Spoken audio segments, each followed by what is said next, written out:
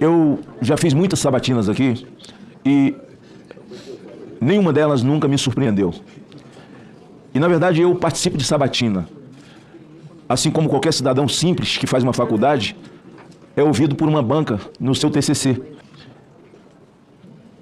Na sua fala, eu já vi falas profundas, significativas, e que geraram alguma expectativa em mim, principalmente a de Alexandre de Moraes. Nunca ouvi ninguém falar sobre liberdade com tanta propriedade e profundidade. Eu disse ao sabatinado Fachin aqui um dia: não se separa um homem das suas convicções.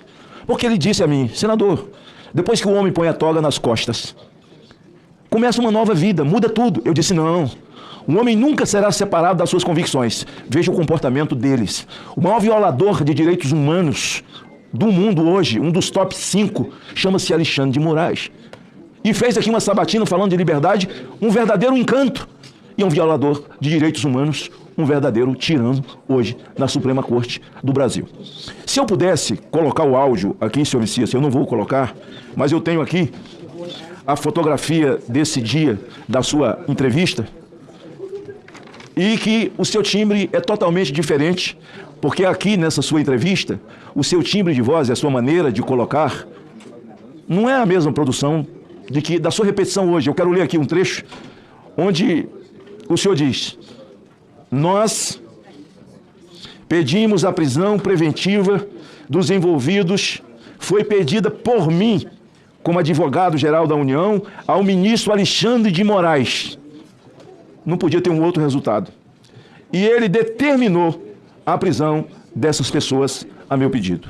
As minhas posições, elas são conhecidas e divulgadas há muito tempo. Nada contra a pessoa do cidadão, mas contra as suas atitudes. E assim eu faço na tribuna do Senado e aqui, ao longo de 3 mandatos, nessa casa. O senhor está vendo essa menina de preto aqui? Isso aqui é luto. Ela é a filha do Clezão. Ele morreu nas vísceras do Estado, preso, nesse dia em que o senhor dá uma entrevista, onde o senhor se gloria de ter feito esse feito. Um homem foi preso aqui dentro. As suas respostas e as perguntas do senador Everton realmente mudam o meu roteiro. Porque não sei, em 2016, quando o MST, quando os Black Blockers, quando a CUT invadiram a esplanada dos ministérios e queimaram tudo e deram um prejuízo absolutamente maior do que houve. Aliás, não tinham pessoas ali com características de terrorismo ou de qualquer tipo de invasão e violação do Estado de Direito. Tinha vandalismo, tinha sim. Mas como classificar essas pessoas como terroristas e os vândalos em 2016? Invadiram a Câmara dos Deputados, o MST, invadiram o Supremo Tribunal Federal, quebraram também. E nada foi feito, era só movimentos que estavam reivindicando.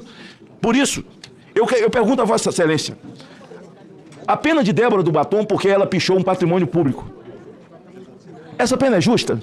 O senhor no Supremo Tribunal Federal, numa condição de ministro, daria uma pena de 14 anos para uma mulher que escreveu uma frase do presidente da Suprema Corte? Cabe a um presidente de uma Suprema Corte olhar para o seu povo e chamá-los de mané? Perdeu, mané. Eu faço uma pergunta. Quem botou fogo na estátua de Borba Gato? Claro que não foi Vossa Excelência. Mas eles eram vândalos ou era só um movimento? Mas eles não foram presos. E Débora tem 2 crianças e está presa com pena de 14 anos. E escrevendo ali uma frase do presidente da Suprema Corte. Aqueles que estão presos e já julgados e com multas altíssimas,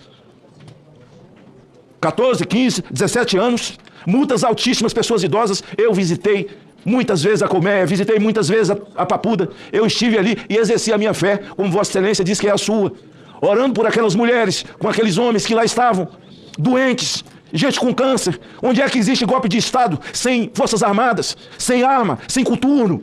Mas essas pessoas estão pagando até hoje por isso.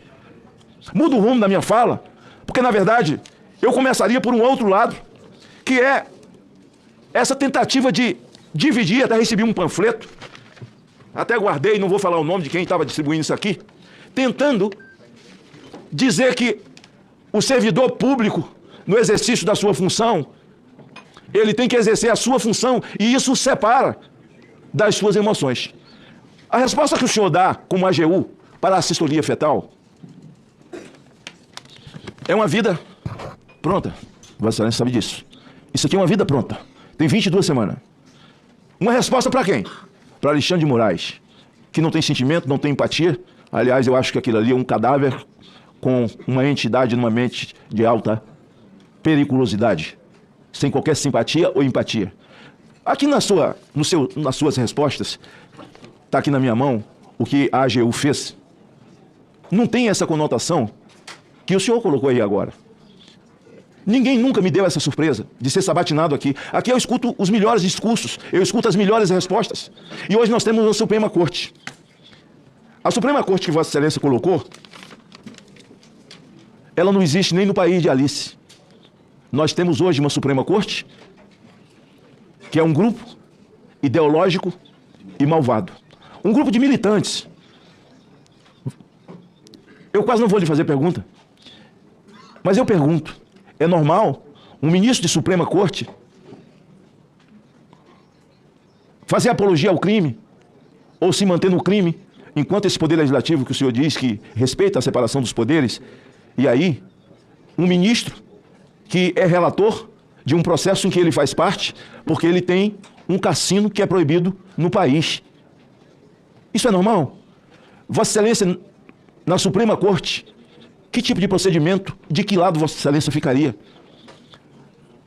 Os escândalos do Banco Master, que envolve ministros viajando em avião de Vocaro, viajando com advogado de Vocaro, e tanto dinheiro dentro de um só escritório de um ministro da Suprema Corte, nós estamos vivendo dias de normalidade. Vossa Excelência citou o voto monocrático, a canetada monocrática. Uma Suprema Corte que submete o país às afrontas de Gilmar Mendes, por exemplo. Ele é homofóbico. Quando ele ataca o Zema dizendo que poderia chamá-lo de homossexual, Vossa Excelência que fala em inclusão, eu teria muita coisa. Porque hoje, não tocar nesses assuntos é não fazer justiça a esse cidadão aqui, que morreu nas vísceras do Estado, quando o próprio PGR pediu a sua soltura. Então a mim tem muita contradição, e eu gostaria de ouvir, o tempo é curto, e já encerrou o meu tempo, muito curto, e eu gostaria de ouvir Vossa Senhoria a respeito desses assuntos. Eu não tive tempo de fazer a pergunta sobre a sua peça, quando a citolia fetal, um assassinato altamente brutal, Senador, você mata uma criança com injeção no coração. Se você quer ficar atualizado, inscreva-se no canal, ative o sininho em todas para receber as notificações dos novos vídeos. Deixa seu like para fortalecer o canal, beleza? Tamo junto e até o próximo vídeo.